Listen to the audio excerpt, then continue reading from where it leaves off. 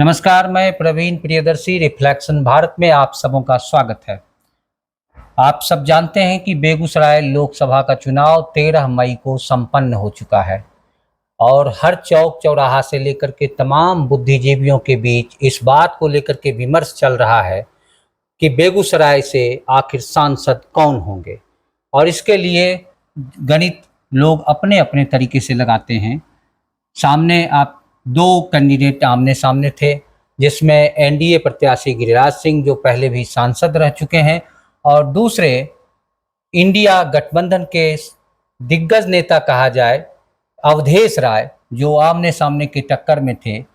अब लोगों के बीच यह चर्चा आम हो गई है कि किसके सिर होगा बेगूसराय के सांसद का ताज। तो हम आज आपको रूबरू कराएंगे बेगूसराय नगर निगम के कुछ बुद्धिजीवियों से जो अलग अलग विधा के एक्सपर्ट हैं, जिनका सीधा किसी राजनीतिक दल से कोई संबंध नहीं है, एक बुद्धिजीवी के रूप में हैं, समाज को दिशा और दशा देने वाले लोगों में से हैं। हम आपको बारी बारी से परिचय कराएंगे।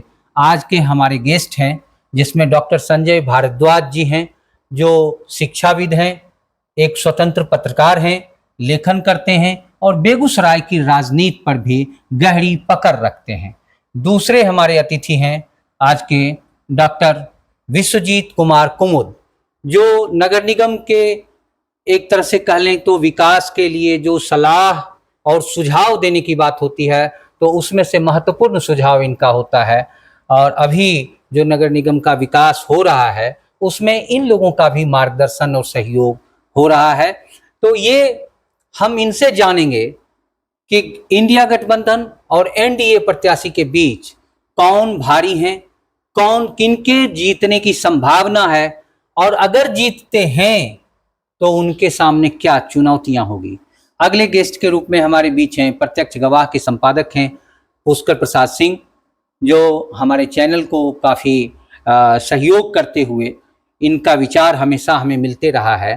तो प्रत्यक्ष गवाह पत्रिका परिवार के संपादक हैं। ये पत्रिका के जो मासिक पत्रिका है, जो राजनीतिक पत्रिका है और राजनीतिक हलचल पर इनकी खास पकड़ रहती है। तो हम इनसे भी जानेंगे कि एनडीए बनाम इंडिया में इनका सुझाव क्या आता है। अगले हमारे गेस्ट हैं प्रोफेसर संजय गौतम जी जो सामाजिक कार्यकर्ता हैं और पहले ये छात्र नेता के रूप में रह चुके हैं, काफ़ी आंदोलन भी किया है शिक्षा के क्षेत्र में। इनका कई महत्वपूर्ण सुझाव बेगूसराय के लिए रहा है। और अभी आप जानते हैं कि इस एनडीए बनाम इंडिया की जो लड़ाई है उसमें बेगूसराय में एक मुद्दा उभर कर आया था, वो दिनकर विश्वविद्यालय की स्थापना का मुद्दा जो छात्रों का बहुत पूर्व से ही यह मांग रहा है।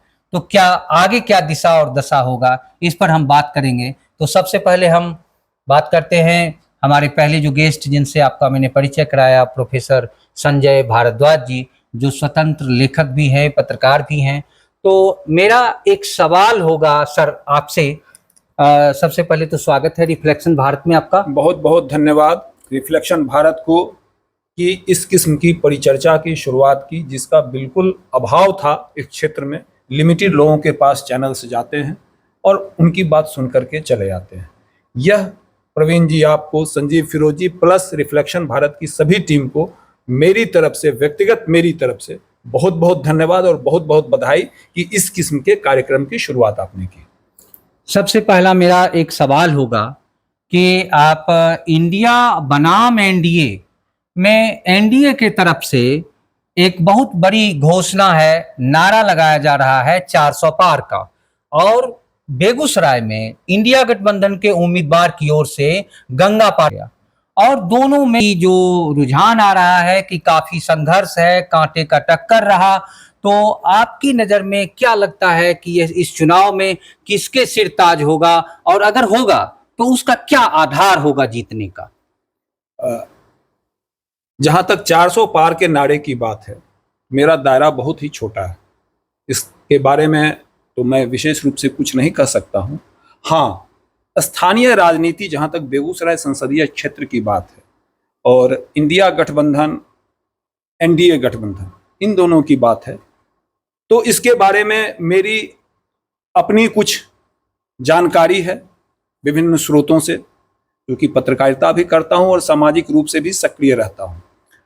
दूसरी बात, क्या कौन जीतेगा नहीं जीतेगा, तो इन चीजों में के आकलन से पहले इस चीज पर ध्यान देना पड़ेगा कि दोनों कैंडिडेट्स जो गिरिराज जी हैं, अवधेश राय जी हैं, दोनों के खड़े होने के पीछे में क्या परिस्थितियां हैं और कौन सी शक्तियां इनको जिताने के पीछे में काम कर रही हैं। मैं सबसे पहले गिरिराज जी की बात करूंगा। वास्तविकता यह है, अभी तक बरकरार है, कि गिरिराज जी से चाहे जो भी कारण हो, यहाँ के लोग, इवन उनके वोटर्स भी, भाजपा के वोटर्स भी बहुत नाराज, कुछ इस तरह की बनती हैं जो लोग उन परिस्थितियों के आधार पर वोट करते हैं। 5 साल किसने क्या किया, नहीं किया, कैसे किया, चुनाव के समय ये सारी बातें भूल के उम्मीदवार श्री अवधेश राय जी सुपरिचित व्यक्तित्व हैं, 3 बार बछवाड़ा से विधायक रह चुके हैं। अब परिस्थिति देखिए कैसे करवट लेती है। यहां पर 3 दलों का गठबंधन मुख्यतः 4 दलों का है, कांग्रेस, सीपीआई, सीपीएम, जिसको मैं कम्युनिस्ट ही गिनता हूं, और माले प्लस राजद। यहां पर कांग्रेस की सीट मानी जा रही थी, उम्मीद में थे कि लोग कांग्रेस का उम्मीदवार यहां होगा। ऐसा नहीं हो सका। यदि कांग्रेस का उम्मीदवार यहां पर होता तो अभी जो आकलन किए जा रहे हैं, या अभी जिस तरीके से गिरिराज जी के जीत की संभावना पर ज्यादा बल दिया जा रहा है, ऐसी परिस्थिति नहीं होती। परिस्थिति कुछ और होती जिसके बारे में यह कहा जा सकता है कि संभव है कि खेला। अब स्थिति ये देखिए कि कांग्रेस के जो उम्मीदवार हैं थे, उनकी क्या भूमिका होगी। बेगूसराय 7 विधानसभा वाले लोकसभा है। पिछले विधानसभा चुनाव में बिना एमपी बने हुए यहां पर सीपीआई ने, कम्युनिस्ट पार्टी ने 4 सीटें ली, जिन पर से 2 पर उनकी जीत हुई, बखरी और तेघरा विधानसभा। बाकी जो दल हैं, राजद वाले या कांग्रेस वाले, उनकी सीधी सी समझ है। लोगों से मेरी बात हुई तो उन्होंने कहा कि हमारा काम अब सिर्फ दरी बिछाने का रह जाएगा। और जब बिना सीट जीते हुए सीपीआई यहां पर 4 सीट पर दावा ठोकती है, यदि जीत जाती है तो कम से कम तो 5 सीट यह जरूर लेगी, इसमें इसको कोई नहीं रोकेगा। और कांग्रेस तथा राजद को एक एक विधानसभा सीट का झुंझुना कर देके पकड़ा दिया जाए। में सूर्यकांत पासवान जी विधायक हैं, वर्तमान सीपीआई के विधायक हैं, और मेरी सूचनाओं के अनुसार सीपीआई वहां से लूज कर रही है। सी बात, मेरे अपने सूत्रों के अनुसार चेरिया बरियारपुर में भी, अन्य जगहों पर भी इसी तरह की कांग्रेस और कम्युनिस्ट, कांग्रेस वाले ये सोच रहे हैं कि इस बार सीपीआई यदि जीत गई तो हमको तो फिर जीवन में मिलने वाला नहीं है यहाँ सांसदी, विधायकी तो गई ही गई, सांसदी भी हमको नहीं मिलेगी। यही भावना राजद की। दिखने वाले जो फ्रंट फेस हैं दोनों दलों के, वो सामने जरूर घूमे, लेकिन अंदरूनी कार्यकर्ताओं में ऐसी भावना नहीं थी, इसीलिए चुनाव की कोई लहर नहीं हुई। जीतने की जहां तक संभावना है, तो संभावना मुझे व्यक्तिगत रूप से गिरिराज सिंह की लग रही है। आपके हिसाब से गिरिराज जी यहाँ जीत में हैं, रेस में हैं, और लगता है कि कंफर्म जीत आपके हिसाब से हो रहा है। तो डॉक्टर साहब, हमारे विश्वजीत कुमुद जी हैं, तो कौन जीत रहे हैं यहाँ से?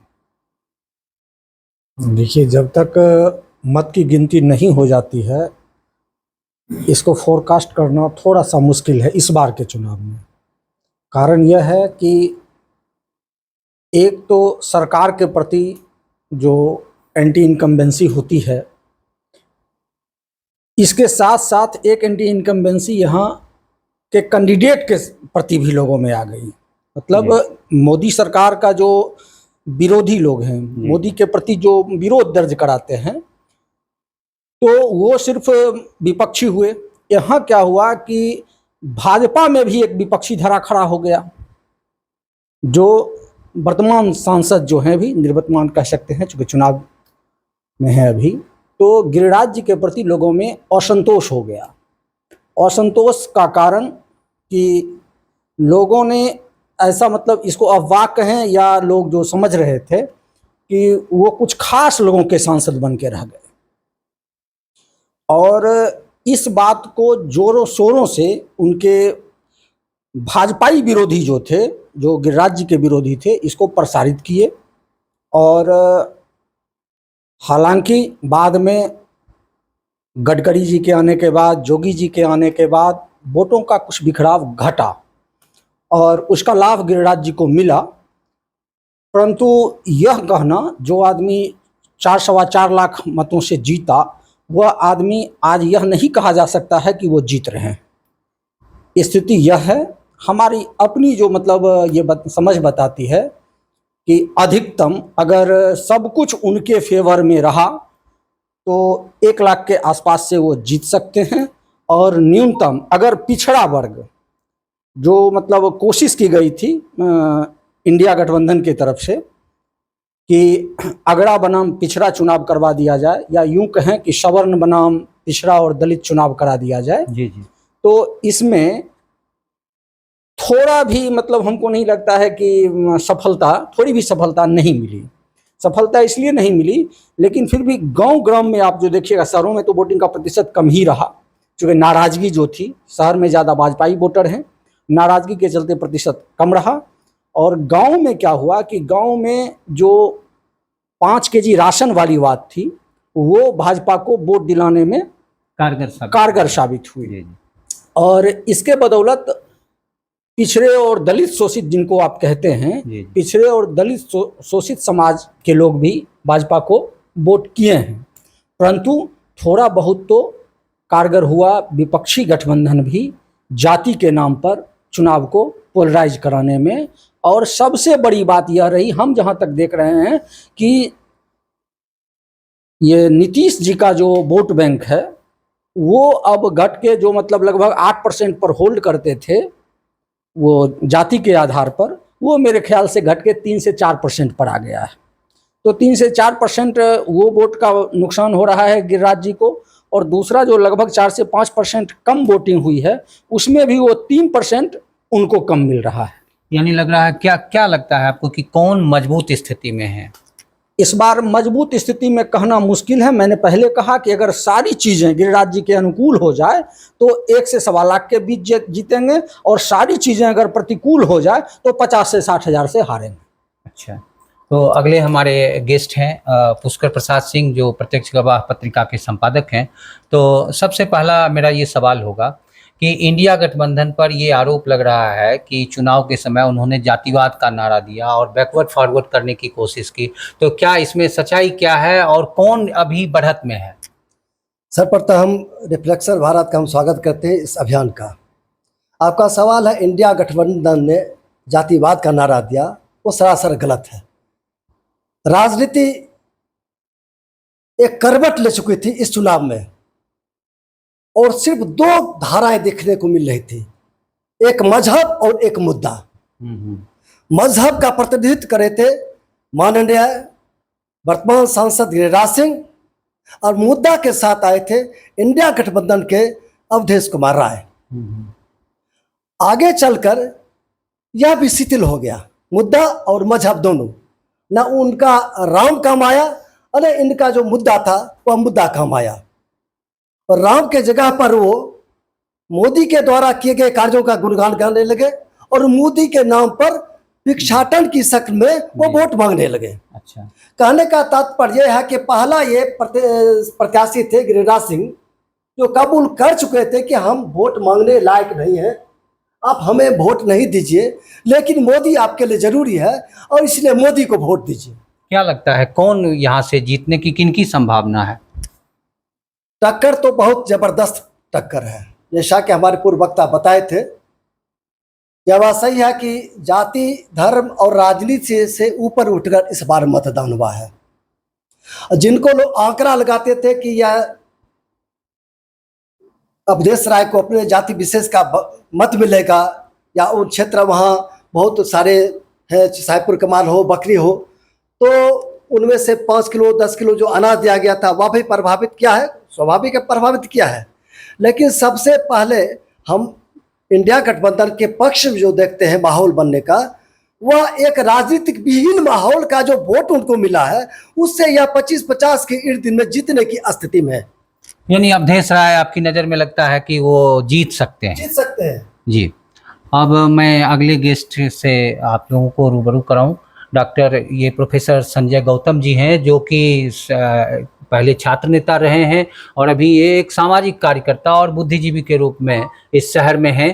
तो हम इनसे जानेंगे कि 2024 का जो चुनाव है उसमें गिरिराज सिंह बनाम अवधेश राय, इस दोनों में कौन भारी हैं और हैं तो किस आधार पर भारी हैं। दूसरी बात, अगर सांसदी जिन्हें भी मिलता है उन्हें सबसे पहले बेगूसराय के लिए क्या करना चाहिए। प्रवीण जी, आपका बहुत बहुत स्वागत है। आपने इसे मुद्दों पर चर्चा किया। मैं इधर आ जाता हूं क्योंकि हमारे गेस्ट नजदीक हैं। ये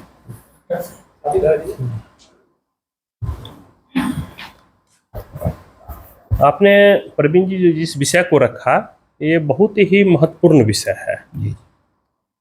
बेगूसराय संसदीय क्षेत्र में लड़ाई कांटे की है। ये चुनाव को दोनों दल, जहां भारतीय जनता पार्टी इसे धर्म आधारित चुनाव ले जाना चाहती थी और लेफ्ट पार्टी ने अपना हथियार बनाया जाति आधारित, जो विभिन्न क्षेत्रों में गांव में जाकर के वो लहर को देने का कोशिश करते थे।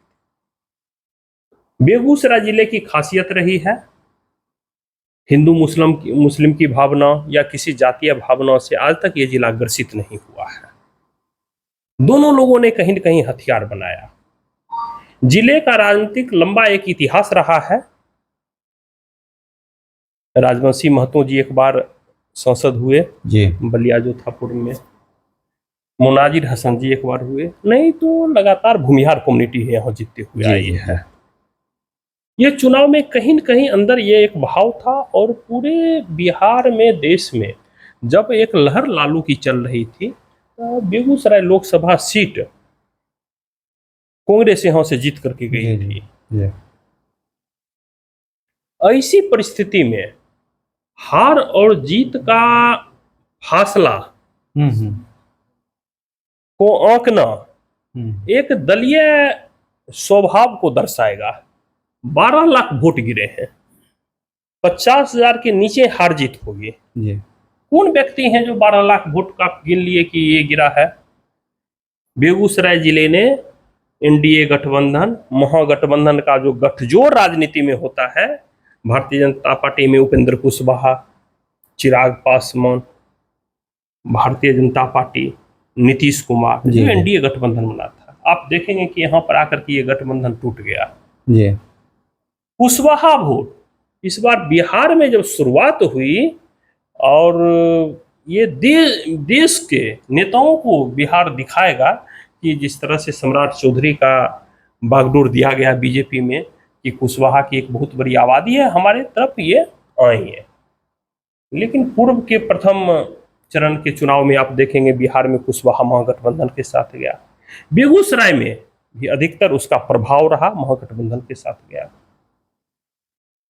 आपको मुकेश सहनी का ससुराल बेगूसराय पड़ता है, चिड़िया बरियारपुर। जी, उसका भी प्रभाव कहीं न कहीं रहा। उन्होंने जो भी आया चिड़िया बरियारपुर बकरी साइड में आपने कहा कि मेरा ससुराल है और मैं आपके यहाँ आया हूँ, तो सहनी समुदाय का उधर वोट भी गया। चिराग पासवान जी का जो कहते थे पासवान वोट, उसमें भी कहीं न कहीं आपस में टूट आई। इसका कारण क्या हुआ कि इस बार देखेंगे देश के मुद्दों पर, मंचों पर आरक्षण की चर्चा होने लगी। तो संविधान खतरे में है, आरक्षण बदल जाएगा। तो अपने यहाँ गांव में अभी भी 70-80% लोग अनलिटरेट हैं, सिर्फ हस्ताक्षर करते हैं और उन्हें जो नेताओं के द्वारा जो स्लोगन दिया जाता है उसी का वो ज्यादा रटते हैं। उसका भी बिखरा हुआ।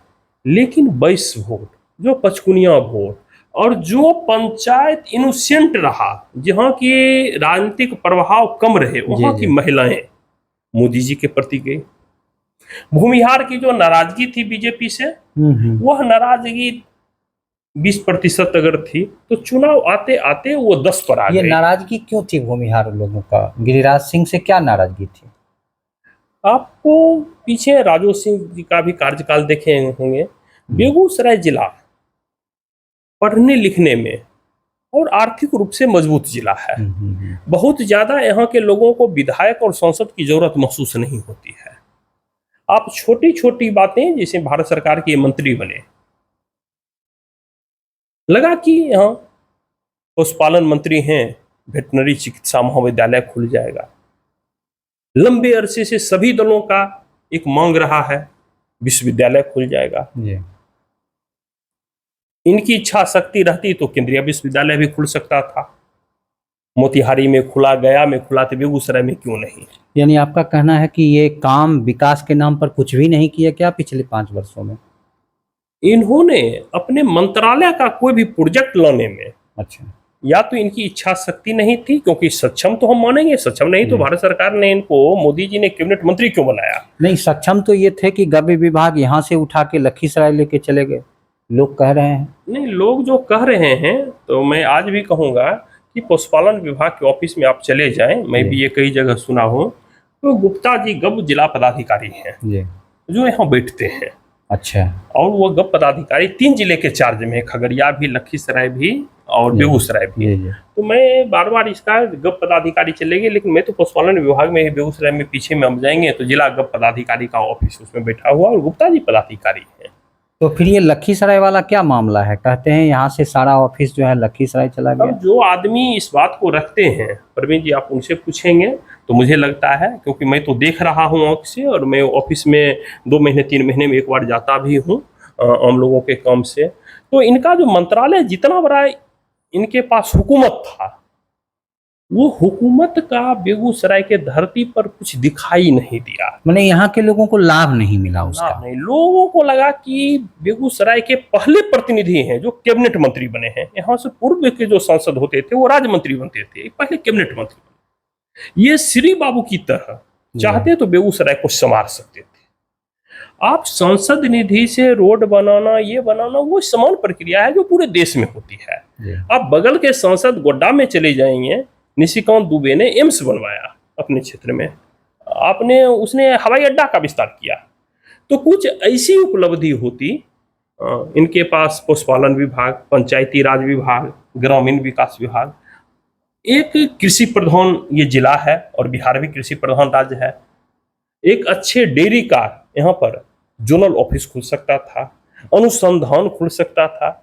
ऐसे भारत सरकार के एक ऐसे उपक्रम आते जहां की 10,000 15,000 लोगों को रोजगार मिलता और ये कर सकते थे। जो नहीं कर पाए, इसी का प्रतिशोध बहुत ज्यादा रहा। तो क्या इसका भीतरघात भी ऐसी है? पार्टी के अंदर के कुछ लोग ऐसे भी कर सकते हैं, जो कि सुन रहे हैं कि भीतरघात भी गिरिराज सिंह के साथ हुआ है, पार्टी के अंदर भी कई तरह के कुनबे अलग अलग काम कर रहे हैं।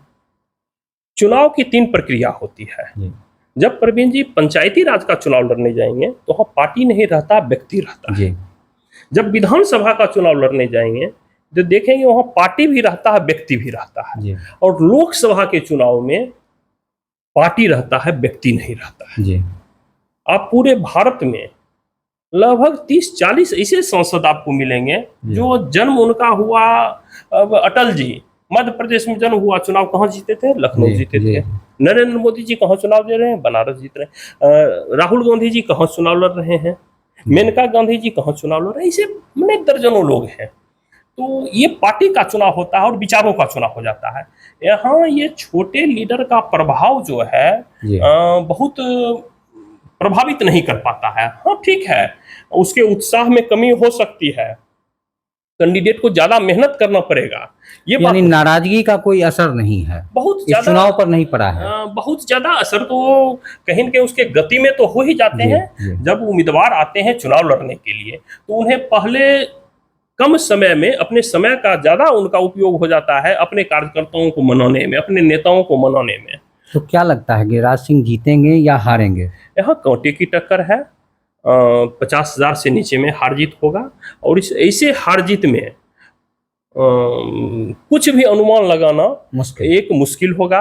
हो सकता है 5,000 10,000 से भी हार जीत हो सकता है। आप राजमहल का चुनाव देखे होंगे तो 4 मत से राजमहल के सांसद चुनाव हार गए थे। आप सीपी जोशी जी का देखेंगे राजस्थान में तो 1 मत से विधानसभा का चुनाव हार गए थे। इसलिए जब चुनाव कांटे का, और बेगूसराय ही नहीं, बिहार के 20 लोकसभा में आपको देखने के लिए मिलेगा जहां की 50,000 से नीचे के मतों से हार जीत होगी। उजियारपुर है या ऐसी बहुत जगह है। तो वैसे जगह पर आप एक अनुमान लगा सकते हैं और एक दिल को तसल्ली वो लोग देंगे जो किसी न किसी दल से भावनाओं से जुड़े हुए हैं, तो अपनी तसल्ली के लिए वह कह दें, वो तो दिवा स्वप्न है कि कोई 2 लाख भी 3 लाख भी या जो भी कह दें, वो तो कहने की बात होती है। लेकिन यथार्थ यही है कि कांटे का नस्ल है, इसमें आंकना मुश्किल है। यानी कहना मुश्किल है कि कौन जीतेंगे या कौन हारेंगे, लेकिन ये दोनों में जीत का जो फासला होगा वो बिल्कुल कम मतों का होगा। बिल्कुल, बिल्कुल। तो अभी आपने सुना, आप लोगों ने देखा कि हमारे गेस्ट ने बताया कि बेगूसराय में एनडीए बनाम इंडिया गठबंधन के जो गिरिराज सिंह हैं एनडीए से, और अवधेश कुमार राय हैं जो इंडिया गठबंधन के नेतृत्व में थे, चुनाव लड़ रहे थे, दोनों के बीच जीत का जो फासला होगा वो बिल्कुल ही कम होगा और कांटे का टक्कर है। और यह चौक चौराहे से लेकर के बुद्धिजीवियों तक के मन में एक ये विचार चल रहा है, जैसा कि आपने सुना कि कुछ लोग ऐसे, हमारे जो गेस्ट थे इनमें से 1-2 लोगों ने साफ रूप से कहा कि गिरिराज सिंह जीत रहे हैं, एक ने कहा कि अवधेश राय जीत रहे हैं। तो इन लोगों का अपना अपना विचार है और हम लोग 4 तक का बिल्कुल इंतजार करेंगे, लेकिन इसी कड़ी में अन्य तबके के बुद्धिजीवियों से भी हम बात करते रहेंगे और आपको रुझान देते रहेंगे कि किस ओर बेगूसराय का ताज, संसदीय का ताज किसके माथे पर होगा। तो मैं अगली कड़ी में फिर प्रस्तुत होऊंगा। नमस्कार।